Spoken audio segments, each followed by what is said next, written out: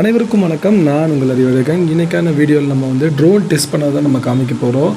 இது வந்து agriculture drone. இந்த ட்ரோன் வந்து பார்த்திங்கன்னா 20 மீட்டருக்கு மேலே பறக்கக்கூடாதுன்னு செட் பண்ணியிருக்கோம். அதனால் 20 மீட்டருக்கு மேலே பறக்குதான்னு டெஸ்ட் பண்ணி பார்த்தேன். கரெக்டாக 20 மீட்டரில் ஸ்டாப் ஆகிடுச்சு. இதை வந்து நம்ம இன்க்ரீஸ் பண்ணிக்கலாம், டிக்ரீஸும் பண்ணிக்கலாம். ரூல்ஸ் பார்த்திங்கன்னா டிஜிசிஏல வந்து உங்களுக்கு 15 மீட்டர் வரைக்கும் தான் பறக்கணுன்ட்டு இருக்குது. இதெல்லாம் நம்ம இதில் செட் பண்ணிட்டோன்னா நம்மளுக்கு 15 மீட்டருக்குள்ளேயே நம்ம பறக்க வைக்க முடியும். நெக்ஸ்ட் வந்து பார்த்திங்கன்னா ட்ரோனை வந்து சர்க்யூட் போடுறது அப்படிங்கிறது வந்து பார்த்திங்கன்னா ஃப்ரண்ட் பேக் லெஃப்ட் ரைட் வர்றது ஈஸி. அதை வந்து சர்க்யூட் அப்படிங்கிறது வந்து கண்டினியூஸாக ஒரு சர்க்கிள் மாதிரி பண்ணுற பேர் சர்க்யூட். இப்போ நான் போட்டிருக்கும் பார்த்திங்கன்னா இதான் சர்க்யூட். ஸோ இந்த மாதிரி பண்ணுறப்ப என்ன ஆகும்னு பார்த்தீங்கன்னா உங்களுக்கு ஓரியன்டேஷன் கன்ஃபியூஸ் ஆகும். ஃப்ரண்ட் பேக் லெஃப்ட் ரைட்லாம் உங்களுக்கு கன்ஃபியூஸ் ஆகும். அது கரெக்டாக கன்ஃபியூஸ் ஆகாமல் சர்க்யூட் போடணும். அதுவும் ரொம்ப சின்ன இடமா இருக்குது. இதில் எதுலேயும் படாமல் முட்டாமல் இவ்வளோ பெரிய ட்ரோனை வந்து நம்ம கரெக்டாக சர்க்யூட் போடுறது ரொம்ப ரொம்ப முக்கியம்.